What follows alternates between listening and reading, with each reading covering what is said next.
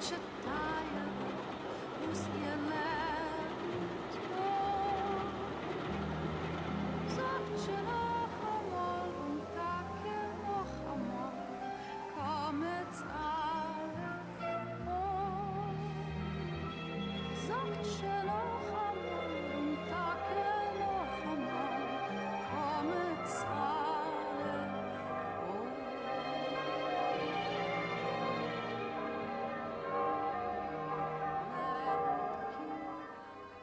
El corazón de México, lugar de comunión, de transformación, de creación y destrucción. El centro, que en su nombre lleva mucho de su unidad y naturaleza, ha sido testigo de incontables historias. Y en sus calles y edificios se han llevado a cabo las grandes transformaciones.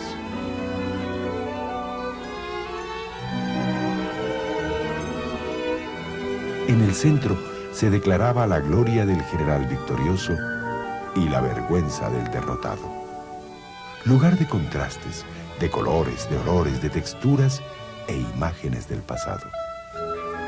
Chinos, libaneses, franceses, italianos, alemanes, judíos, españoles, el centro los ha acogido a todos. De allí parten hacia la reconstrucción de una nueva cotidianidad.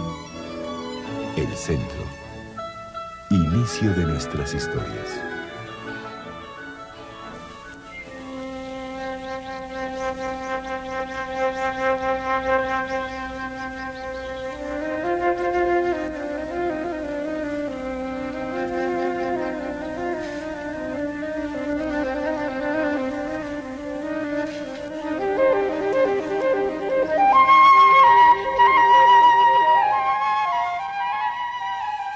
Hoy recorreremos calles, edificios, plazas y vecindades en el centro histórico.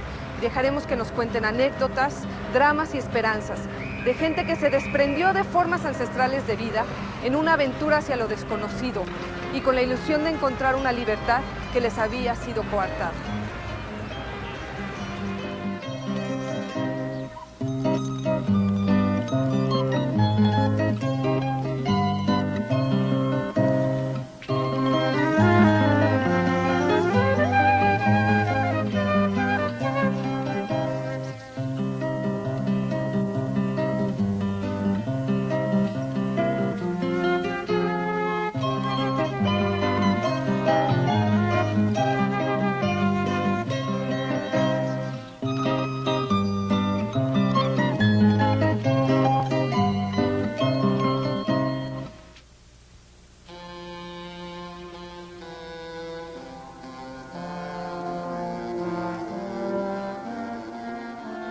La presencia judía en México se registra desde la colonia.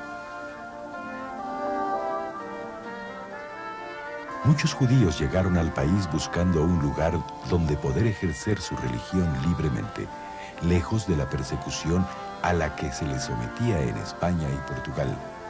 Sin embargo, la intolerancia ensombrece su llegada.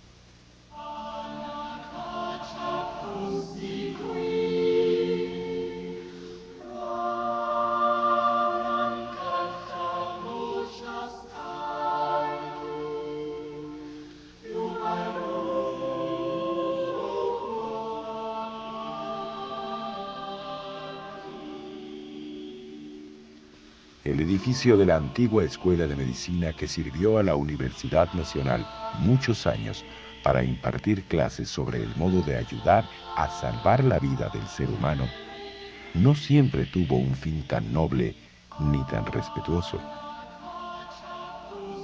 Esta fue la sede de la Santa Inquisición. Entre estos muros se castigaba la herejía, la cual incluía, entre otras cosas, la hechicería, la blasfemia y las prácticas judías.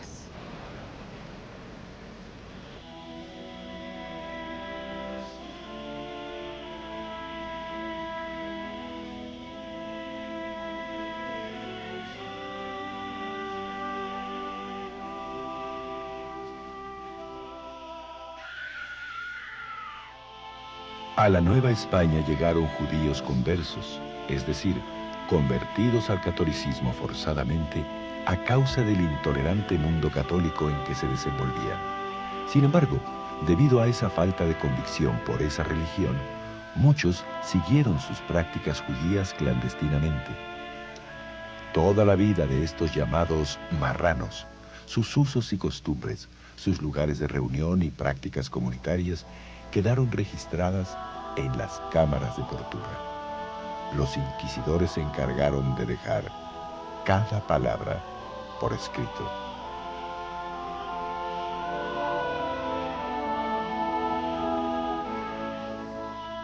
Ante el sufrimiento de la tortura, aquellos judíos denunciaban a sus correligionarios, los cuales eran a su vez sometidos a terribles castigos, juicios y en ocasiones la muerte.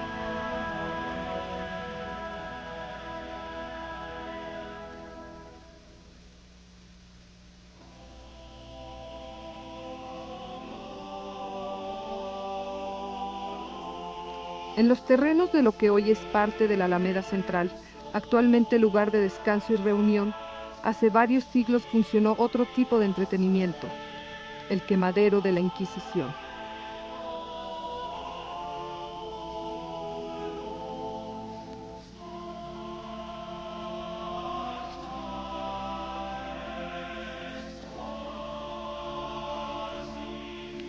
Para el siglo XIX, la Inquisición ya casi no tenía herejes judíos que perseguir.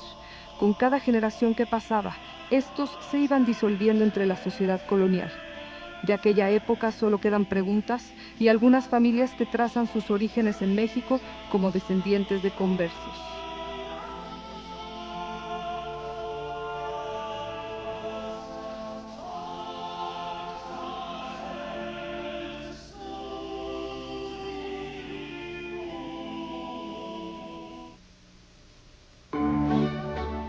El presidente Porfirio Díaz, a finales del siglo XIX, bajo los lemas de orden y progreso, y poca política y mucha administración, buscaba hacer de México un reflejo de Europa. Por ello, hace una invitación a la inmigración europea para que hombres de empresa vengan a desarrollar una infraestructura que le abra a México las puertas de la modernidad. Un determinado número de hombres emprendedores arriba respondiendo a este llamado, provenientes principalmente de Francia, Alemania, Inglaterra y en menor medida de Estados Unidos, entre ellos algunos judíos. La mayoría de aquellos inversionistas europeos no tenían intenciones de arraigar en México. Muchos regresaron a sus países de origen después de permanecer un tiempo en México. Sin embargo, hubo otros que sí se quedaron definitivamente en el país. Algunos se casaron con mujeres católicas perdiendo su identidad judía, mientras que otros sí participaron en la creación de un organismo que agrupara a todos los judíos en el país.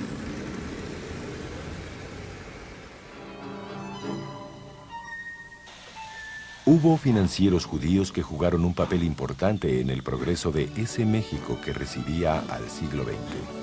Tal fue el caso de los hermanos Speyer, quienes con su banco, ubicado en el número 11 de la Plaza Guardiola, lograron la compra de acciones de los ferrocarriles pertenecientes a extranjeros, reestructurando el sistema ferroviario mexicano en una época de gran debilidad en ese campo.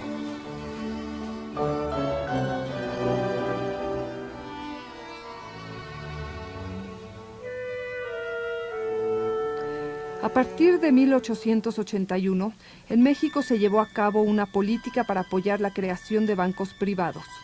Tras la fusión de dos bancos, se creó el Banco Nacional de México, adquiriendo esta casa, que fue el Palacio de los Condes de San Mateo Valparaíso. Su primer presidente, así como varios de sus socios accionistas, eran judíos franceses.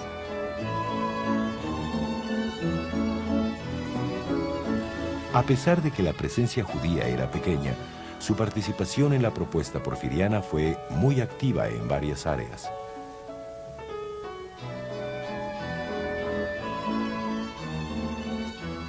La calle de Madero antiguamente era conocida como Plateros, siguiendo una ordenanza virreinal de agrupamiento de los orfebres en esta calle. En el Porfiriato era sitio de esparcimiento y de paseo.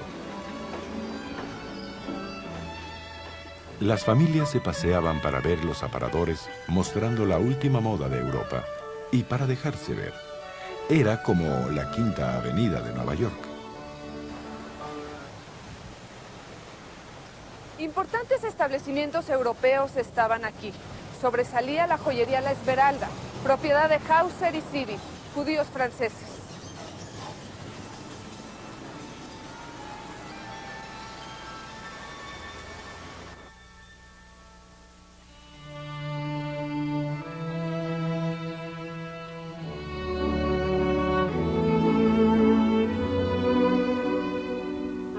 Crónicas de la época afirman que La Esmeralda sobrepasaba en lujo y belleza a la casa Tiffany de Nueva York.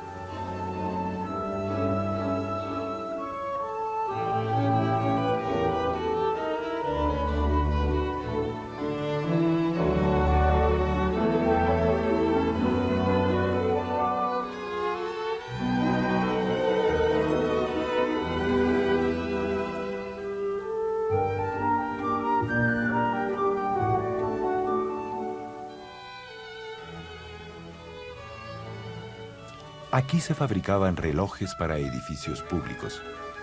Era una ciudad en la que solo los ricos podían tener un reloj de bolsillo. Los demás se enteraban de la hora con las campanas de las iglesias.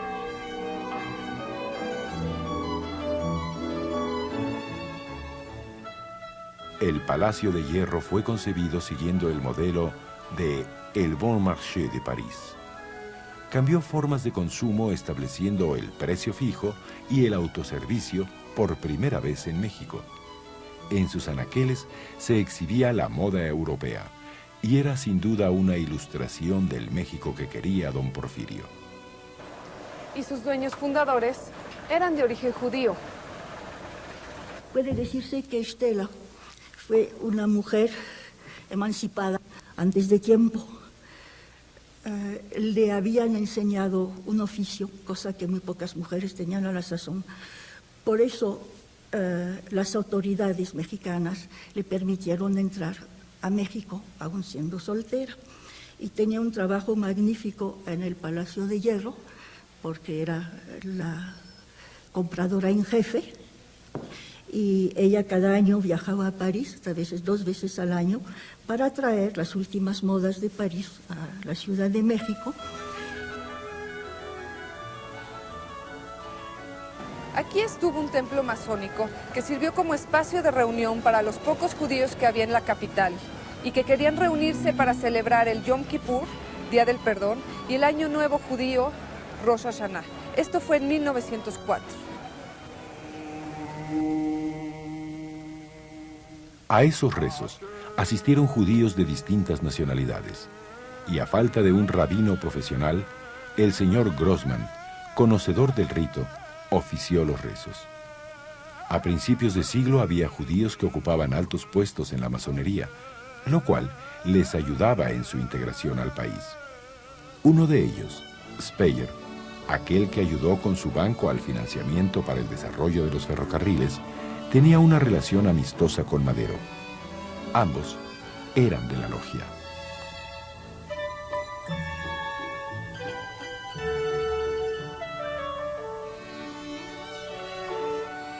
Aquellos judíos rompieron su silencio cuando en 1905 la invitación a los rezos se hace pública.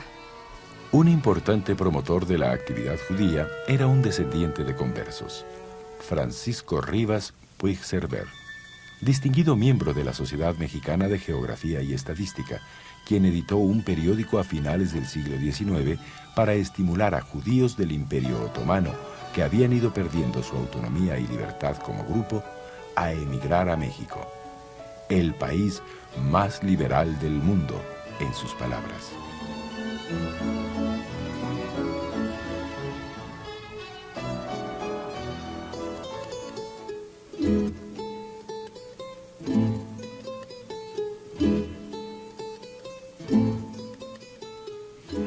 En este mismo año, los que asistieron a los rezos en el templo masónico se reunieron en el restaurante del Hotel Iturbide, atendido por David Civi, socio también de La Esmeralda, para crear la primera organización judía en México. Emanuel.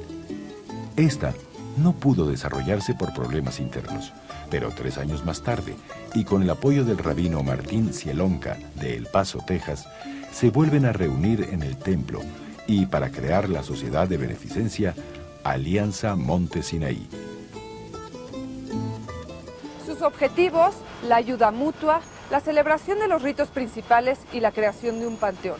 Para este año 1908 ya habían llegado a México judíos de Siria, de Grecia, de Turquía, buscando un refugio, una tierra donde arraigar, sin restricciones ideológicas.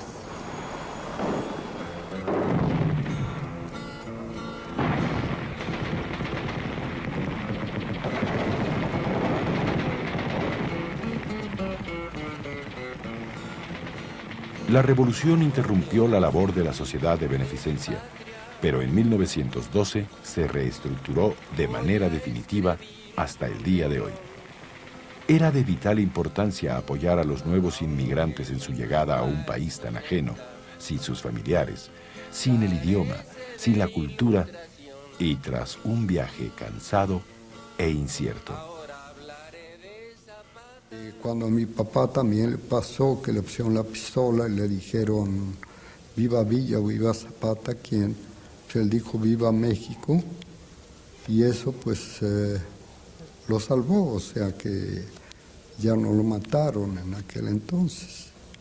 Mi madre solía levantarse muy temprano, entonces son las 5 de la mañana, mi señora madre se quiere levantar y ve que alrededor de la cama hay un montón de hombres jóvenes y unos otros no tan jóvenes, con calzones de manta blanca, unos con camisa, otros no, pero todos durmiendo con la canana cruzada, con las balas. Entonces ella despierta a mi padre y dice, oye, ¿por qué invitaste a tanta gente a dormir al cuarto? Mi padre se frota los ojos y dice, yo no invito a nadie a dormir al cuarto. Decía, ¡ay, los zapatistas! Un lugar especial y que impulsó al cine en sus primeros tiempos fue sin duda el Salón Rojo, lugar de reunión para los judíos a principios de este siglo. Y como dato curioso, aquí se instalaron las primeras escaleras eléctricas en México. Su dueño era Jacobo Granat, judío austriaco amigo de Madero que lo apoyaba en campaña y le prestaba el foro para mítines. Cuando Madero sale triunfador, le da a Granat el permiso oficial para la construcción de un panteón judío en la ciudad, el cual se funda en 1914 con dinero prestado por Granat. Aquí se hicieron funciones para apoyar a la beneficencia Monte Sinaí.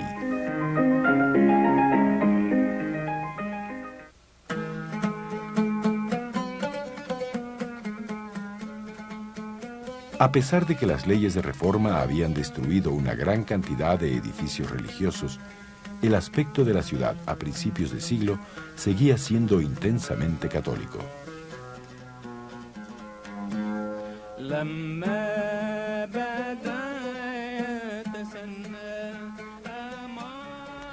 Sin embargo, los judíos recreaban sus ritos ancestrales en cualquier espacio, por mínimo que fuera. El rito judío es un rito de inmigrantes. Se fue desarrollando desde sus inicios como un rito adaptable a situaciones cambiantes. Esto tiene que ver con una historia de persecuciones. Por eso, a cada lugar que llegan judíos, pueden organizar fácilmente el rezo. Lo único que necesitan es un grupo mínimo de 10 varones y textos para el rezo. Estos son los rumbos por donde se establecieron los primeros inmigrantes en el siglo XX. Eran tiempos de la revolución, y los judíos estaban preocupados en la manera de rehacer sus vidas y en cómo traer al resto de sus familias que estaban en otro continente, esperando noticias.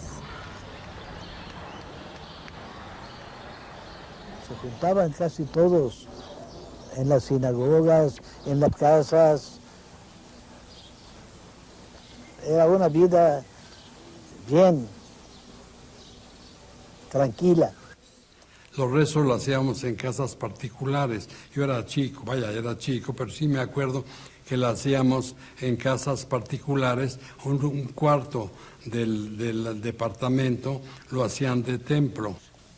Vivíamos en Nacional, la calle de Nacional, por la colonia Roma para arriba. Después en Santísima, es por la Merced. Allí vivían todos los paisanos más o menos, allí vivían. Muy bonito era México, precioso, tranquilo, la gente muy decente, muy buena.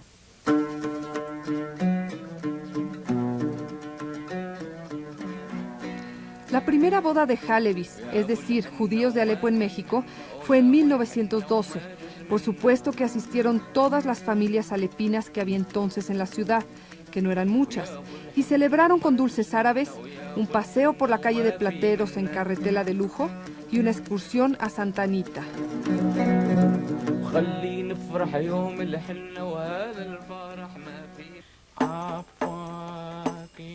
Un rito de fundamental importancia en el judaísmo es el baño ritual llamado tevilá o mikve, y se celebra antes de la boda. Debe tener ciertas características, pero como los judíos no contaban con uno a principios de siglo, alquilaban los baños públicos de Lecumberri o los de San Felipe Neri. Les echaban la ajena, le partían la estrellita así en la cabeza y decían la veraja y prendían las velitas, se prendían velitas. La vela grande la prendía ella y las chicas se las daban eran velas chiquitas, se las daban a la suegra, a la tía, a toda la gente, ¿no? ¿Qué hacían con las velas? ¿Daban vueltas? No, nada más así, cuando la metían a la pila, pues todas la aplaudían y le hacían fiesta y todo, porque iban puras.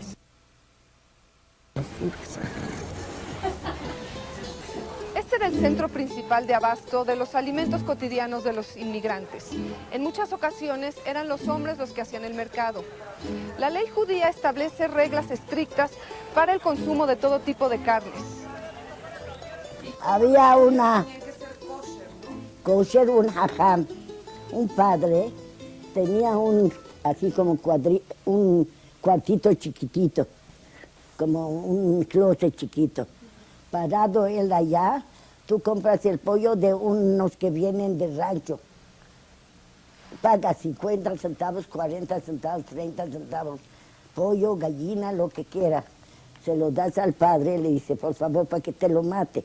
Tiene que verlo que no esté malo. Le ve los pies, le ve la cabeza, le ve las manos, todo.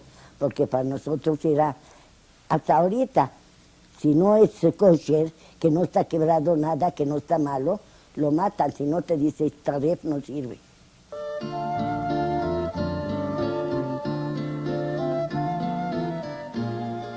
Gante 5 es hoy un templo de la Iglesia Metodista Episcopal. Sus arquerías nos recuerdan los tiempos en que era el claustro del convento de San Francisco, y sus amplios espacios explican por qué fue en otros tiempos la sede del Teatro Variedades y del Circo Charini. En los años 30 fue también un lugar importante para los judíos sefaraditas provenientes de Grecia y Turquía que, al no contar con un templo propio, lo rentaban para sus fiestas importantes, Rosh Hashanah, el Año Nuevo, y Yom Kippur, o Día del Perdón. Yo conocí este lugar, tendría yo aproximadamente 10, 11 años, y lo conocí hasta los 12, 13 años que todavía veníamos a este lugar. Es un recuerdo bonito porque aquí se juntaba toda la comunidad, todos los judíos de origen turco, búlgaro, griego y de lugares de alrededor de esos países, que todos venían del Imperio Turco. Era bonito porque nos juntábamos los niños, no teníamos dónde vernos, todos los niños nos veíamos aquí, jugábamos allá afuera en la calle, en Gante. Aquí estaban rezando y nosotros estábamos jugando y correteando y haciendo lo que lo hacen los niños cuando se juntan. Pero no había nada de figuras, imágenes ni nada. No había nada, absolutamente nada, no había. Estaba todo como ahorita. Así es que ponían allá con como un roperito, ponían tapado con una esta de tal LED, ¿me entiendes?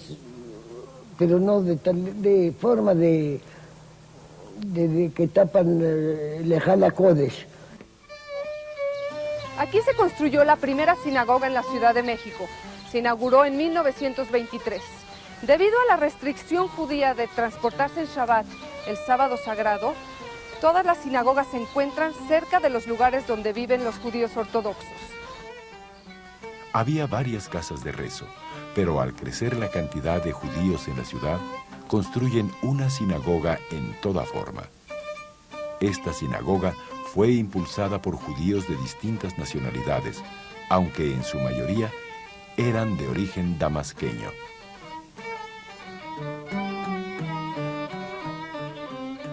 Al hacer este espacio, la incipiente comunidad estaba declarando: aquí nos vamos a quedar, México es mi nuevo país, mis hijos nacerán y crecerán en esta tierra. Desde la destrucción del Templo de Jerusalén, los judíos se dispersaron por todos los rincones de la tierra, construyendo sinagogas para reunirse y sentir algo parecido a un territorio. La sinagoga es más que un lugar de rezo, es la casa de los judíos. Es lugar de reunión, de estudio, de rezo. El lugar idóneo para recaudar fondos para los necesitados, para anunciar noticias importantes y para discutir temas de interés comunitario. Y los sábados aquí nos enseñaban, aquí en este mismo lugar, allá, acá atrás. Ahí nos sentaban a los niños y allí nos enseñaban a leer y los cantos, cómo los hacían. Ponían una mesa así, nos ponían ahí cosas, ahí café con azúcar, una rosquita, pepino pelado así, cosas que nos entretenían, y dulces también, aparte, unos dulces también que nos ponían. Y cuando llegué aquí encontré un templo, encontré una familia y otras familias. Me dio la tranquilidad de estar como si fuera que estoy en mi casa. Y así me fuimos poco a poco realizando la vida normal. Antes de la existencia de la sinagoga, los directivos de la Alianza Monte Sinaí no tenían un espacio fijo para reunirse. El 11 de enero de 1919 se llevó a cabo en este sitio, donde aún no existía el mural de Diego Rivera, una junta extraordinaria en la que se dio lectura a un decreto emitido por el presidente Carranza, donde se le otorga personalidad jurídica a la asociación.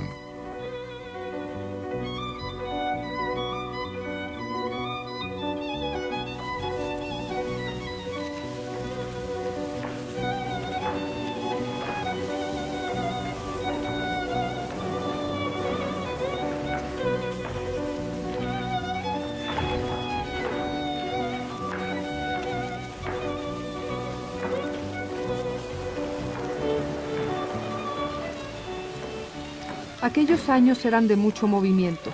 Judíos de países árabes y balcánicos seguían llegando, encontrándose con sus parientes establecidos, mientras que judíos provenientes de Europa Oriental, básicamente Rusia, Polonia, Hungría, llegaban en grupos enormes buscando libertad y mejores condiciones de vida.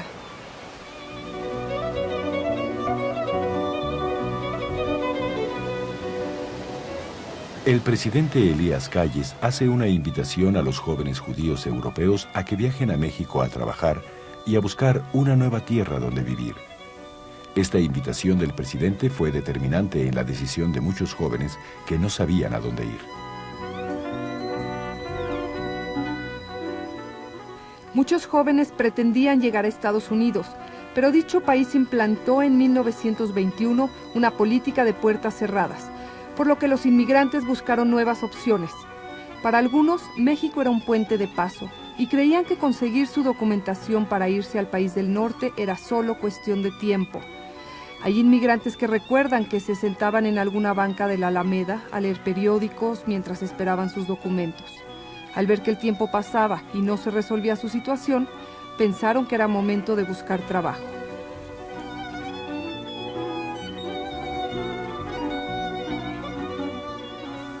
Al llegar los primeros inmigrantes, se acomodaban en cualquier sitio, con un pariente o amigo o en un hotel. Cambiaban constantemente de domicilio.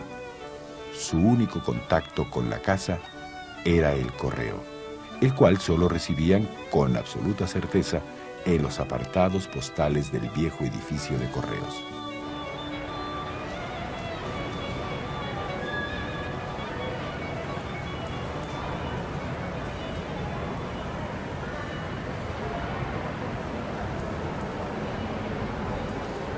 Este fue un lugar de encuentros improvisados entre judíos que venían, llenos de expectación, a recoger cartas de sus familiares, o bien a enviarles noticias de su situación en esta tierra extraña.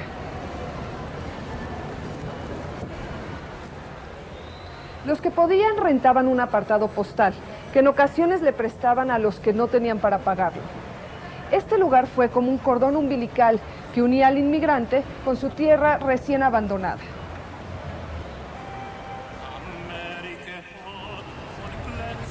La vida de los primeros inmigrantes no fue fácil.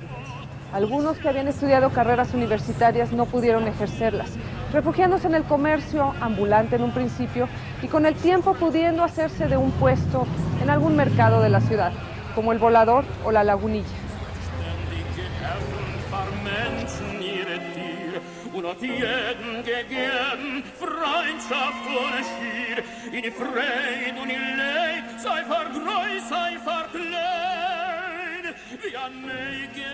Se ayudaban unos a otros.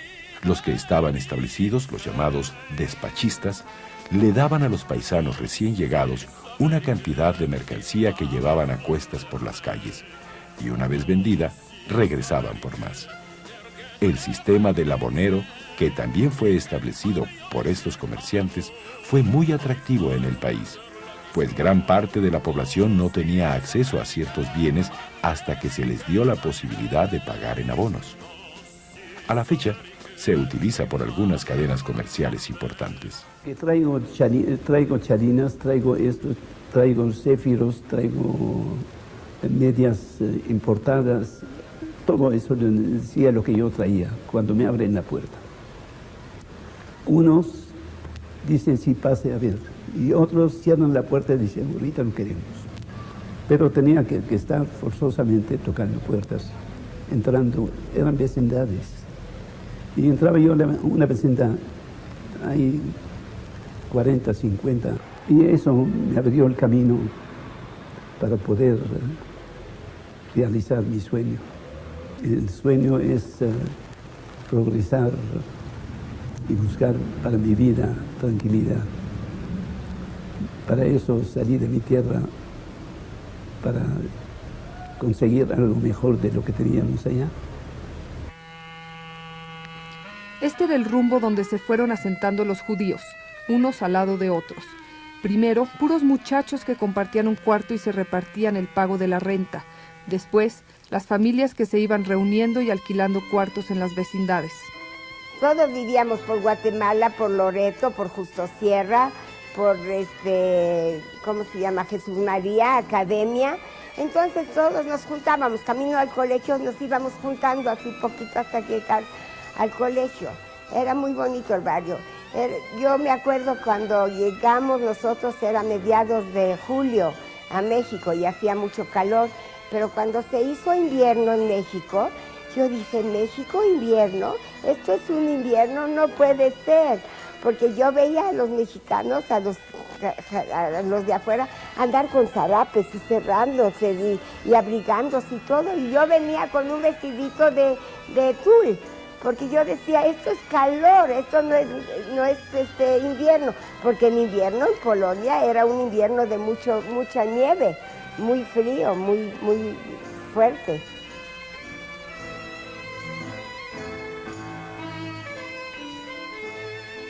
Todas las calles aledañas a esta eran asentamiento de judíos de todas procedencias durante la primera mitad del presente siglo. Aquí fue recreada toda una forma de vida judía. Esta era una tlapalería que se llamaba Bazar Mundial. Inmediatamente en el número 22 funcionó por muchos años la tienda de abarrotes que se llamaba El Mercurio. Y muchos productos eran entonces importados. Estaba aquí la Palestina, aquí enfrente. Y aquí en el 23 era la Perla del señor Goldberg. También había otra carnicería de los señores Sienkiewicz. Su padre era una persona importante en la vida comunitaria. Era un Scheuchet y Moel, el señor David Klipp. Porque estos eran las tiendas muy importantes. Allá se sabía, en la panadería se sabían todos los chismes, lo que pasaba a fin de semana. Las bodas, los entierros, bris, todo. Para el inmigrante, comer el pan que acostumbraban en Europa, así como el pan árabe en Siria, era muy importante para mitigar la sensación de tristeza y nostalgia por la vida pasada. El pan los unía a su raíz, los hacía sentirse menos lejos en una tierra ajena, donde las tortillas tardaron en arraigar al paladar. Y aquí en el número 3, donde pueden ver aquí, existió durante años la sinagoga Nidhei Israel. También era un local alquilado, que más tarde lo adquirió el señor Goffman de aquí enfrente, que tenía un negocio de bolsas de papel. Él lo adquirió, fue en la época en que se construyó ya el templo propio, aquí a la vuelta en Justo Sierra. Este era uno de los barrios de mayor afluencia de esa inmigración, donde estaban las sinagogas, estaban las tiendas de abarrotes, las carnicerías, las panaderías. Eso era como el centro de la actividad, el centro diario de actividades.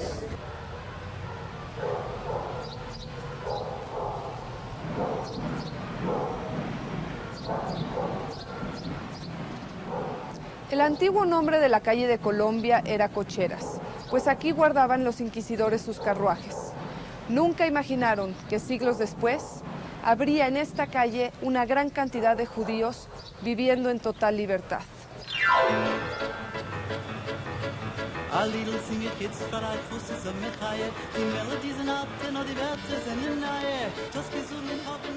Cuando la inmigración masiva de judíos ashkenazim apenas empezaba, un grupo de padres creó una escuela en unos cuartos de esta vecindad. Era un domingo de diciembre de 1924 y el Colegio Israelita de México iniciaba su historia, que continúa hasta el día de hoy.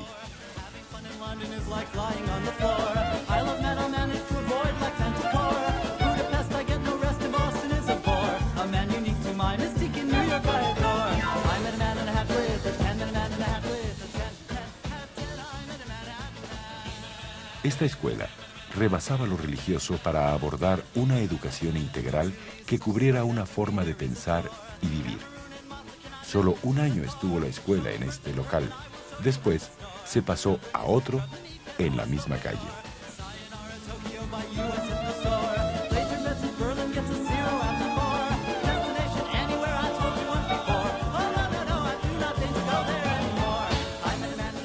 Esto era Colombia 16, nuestro colegio, cuando llegamos a México.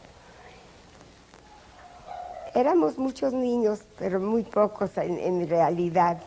Creíamos que éramos muchos, pero éramos pocos en realidad. Aquí eran nuestros cuartos, nuestras clases. Aquí era clase de los niños de segundo y tercer año. Ahí era el tercero y cuarto año, y más allá es que era el quinto año. Todavía no habían llegado al quinto año, era cuarto año. Pero ya decían que era quinto porque tenían que salir del colegio, porque no había más que hasta 4 años de primaria. Abajo el patio, sí, jugábamos. Aquí era la dirección y un cuarto muy grande donde hacíamos teatro. Aquí venían los papás y se sentaban, les ponían sillas y todo, y nosotros éramos los artistas. En este sitio funcionó una pequeña escuela judía que fue incorporada a la Secretaría de Educación Pública y donde se enseñaban también cuestiones elementales de la religión. Su nombre fue Etz Haim, Árbol de la Vida, y sus alumnos eran niños y niñas principalmente de Damasco. Después de pocos años se cerró y fue abierta Hatijia, en Rodríguez, Puebla número 35, aquí a unas cuadras.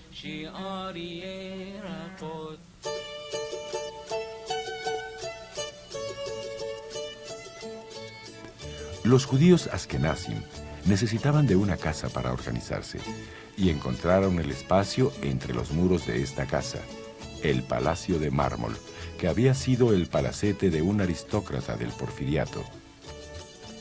En un principio fue la sede del Young Men Hebrew Association, una sociedad de jóvenes que vivían en Estados Unidos y escapaban del servicio militar durante la Primera Guerra Mundial.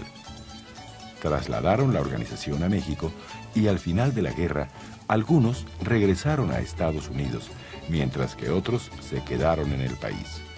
La organización creció, nutriéndose de nuevos inmigrantes.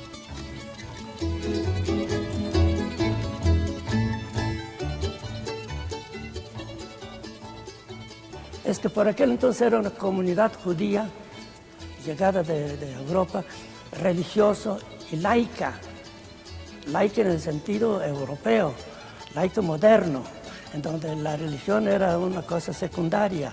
Entonces, la actividad esta, inclusive yo me acuerdo que las actividades culturales de los fines de semana eran el viernes en la noche, aquí en Tacuba 15. Pues se hacían los bailes y luego escogían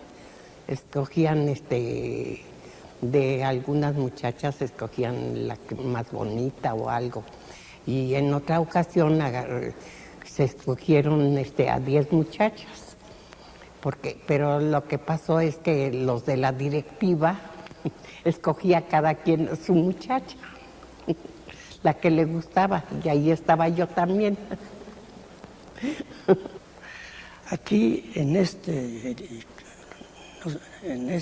salones era el centro de la comunidad, de los inmigrantes que acababan de llegar. Aquí estaban las conferencias en español para los inmigrantes. Aquí estaba una biblioteca en yiddish de más de 1000 libros, en yiddish, moderna, ¿verdad? Que cambiaban, que tenía todavía lectores en yiddish de inmigrantes que acababan de llegar y de jóvenes todavía. Aquí se alquilaba, además de decir, no se alquilaba, se rentaban otras organizaciones. Allí enfrente estaba la Cámara Israelita de Comercio. Allí atrás estaba el Peretz Club. Allí atrás, lo que voy a hablar después sobre lo que era el Peretz Club. Ahí estaba también el Yiddish Jugendclub, asociación juvenil adheridos al Colegio Israelita de México, donde venían aquí todas las tardes los niños, que era el salón que vamos a ver después, pero vamos a concentrarnos en este salón. Este salón era para conferencias, para teatro, para baile, 2 bailes grandes, el 15 de septiembre y el 31 de diciembre, que eran bailes donde no cabía la gente, si eran bailes muy populares, de donde sacaba la organización para los gastos del mantenimiento del organismo durante el año.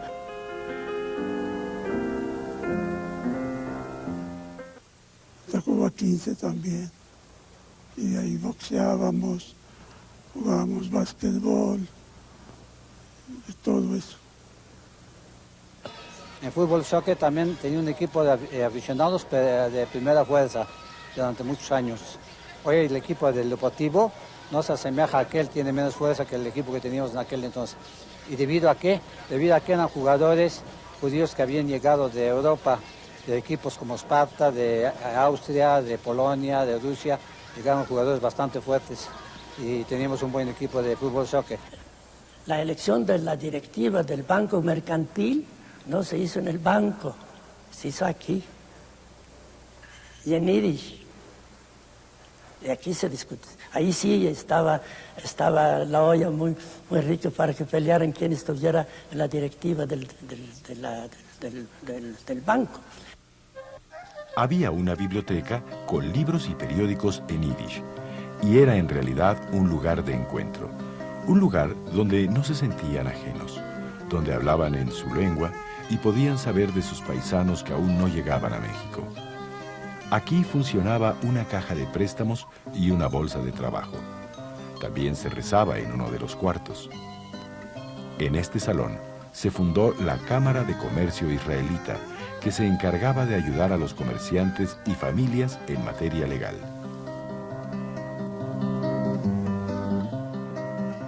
En los años 30, se ocupó de defender los intereses de los judíos de los ataques antisemitas. Desde el ascenso de Hitler al poder en 1933, grupos fascistas se ocuparon de atacar a los judíos en sus casas, negocios y hasta en la prensa escrita. Se paraban enfrente de la zapatería y decían, es judío, no les compre. Decían, no, pero es que los judíos tienen cola y tienen cuernos. En una manifestación que hubo una vez, le dijo mi papá, a ver, si quieren me quito los pantalones para que vean que no tengo cola, le dijo. Abría yo la tienda en la mañana y entonces venían de la camisa dorada, se paraban en la mitad de la calle y traían con ellos pañuelos, lápices, cosas así útiles para la gente, carretas de hilo, muchas cosas. Y entonces comienzan a gritar con una silla en la mano, aquí, señores, la Lagunilla todos son extranjeros, judíos, vienen aquí a molestar, a robar, a chupar la sangre. Cuidadito, no vayan ustedes a comprarle. El que compra ya no es mexicano, sino es traidor a la patria.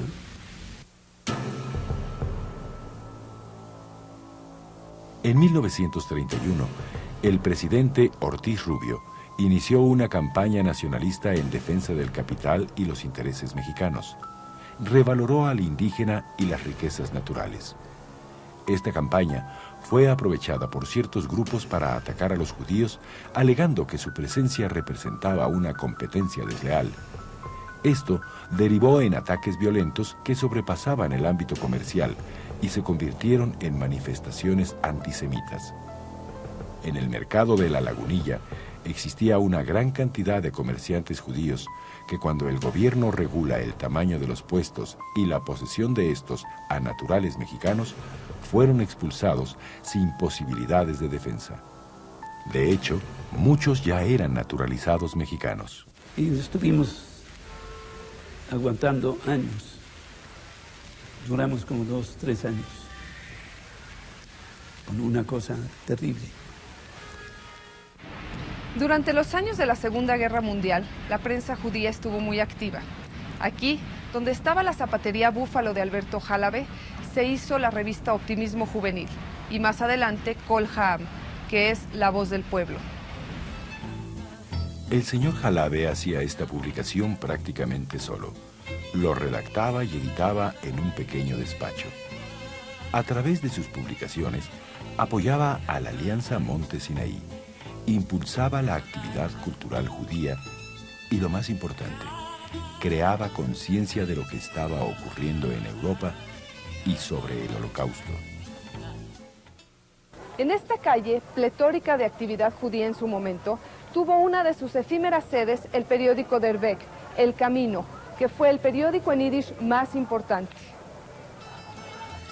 Der Weg ayudó al desarrollo de escritores judíos jóvenes, lo cual dio origen a la Unión de Literatos y Artistas Judíos en 1931. Asimismo, impulsó fuertemente al teatro yiddish. Y el periódico regía la vida social de la comunidad, porque allí había anuncios de las actividades sociales, de las conferencias que iban a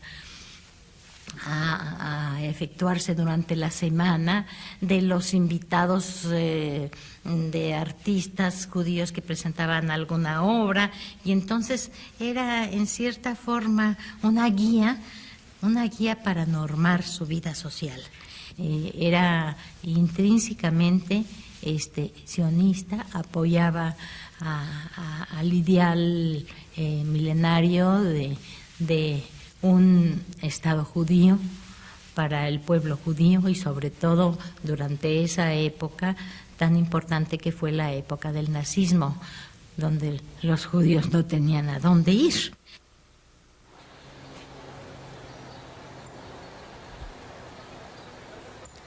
Tan solo 3 casas separan a la primera sinagoga de la ciudad de otra. Lo curioso es que hay 19 años de distancia entre ambas. Toda una vida en el ámbito comunitario.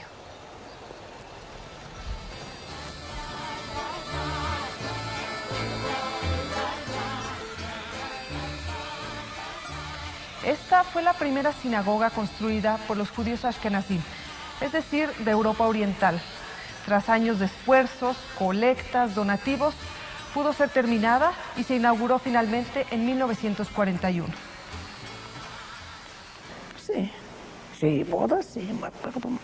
Como ahí dice Hassan, nada más que las mesas eran largas, era distinto el arreglo del shul, había menos flores y más comida.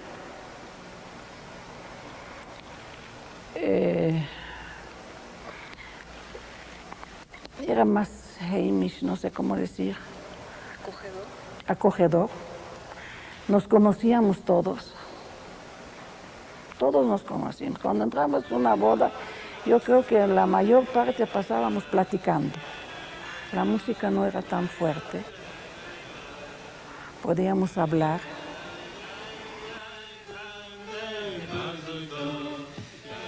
Estaba el señor, el cocinero era el señor Ishie. Cocinaba muy bien, de maravilla. Hacía unos banquetes ahí que todavía los recuerdo. Estaba el rabino, ya creo que ya había llegado Rafaelín a México. Y gente involucrada directamente, pues mi papá fue el que hizo la primera orquesta judía en México. Él empezó. Luego llegaron otros músicos, claro. Pero la primera orquesta para fiestas judías que hubo en México la hizo mi papá.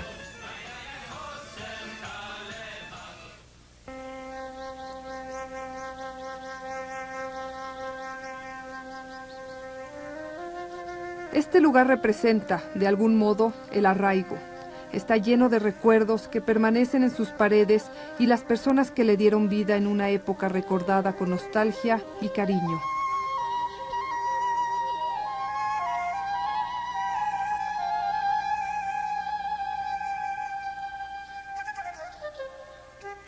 Aquellos inmigrantes que recorrían las calles del centro, sorprendidos de las diferencias, maravillados con el sabor de la piña, con el olor a guayaba, con los colores en la cotidianidad mexicana, ellos y sus descendientes se han integrado, han aportado su energía y conocimientos en las ciencias, en las artes, en la vida política, la industria y el comercio mexicanos, y se encuentran en todas las áreas de la vida nacional.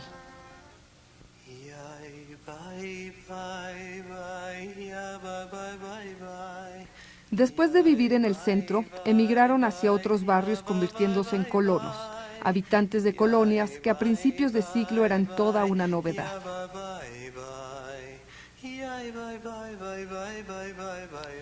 Todo un viaje, una travesía en busca de un lugar nuevo, una tierra donde empezar otra vez, donde poder ser libres.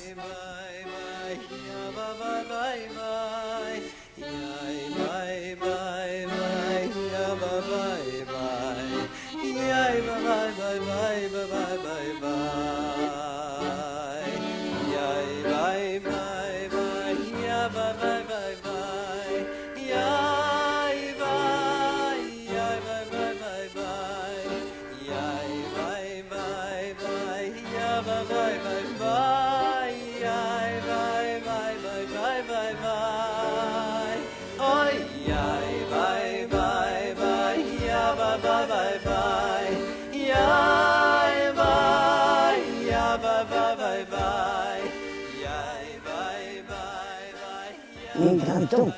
La vida de México divina. Yo no te digo que está mal. Al contrario, me dio gusto porque vivíamos muy feliz, muy bien.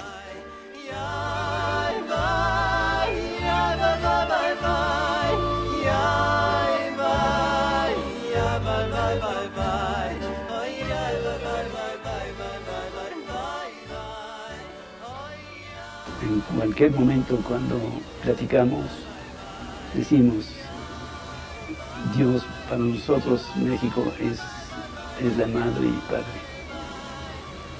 el que nos recibió.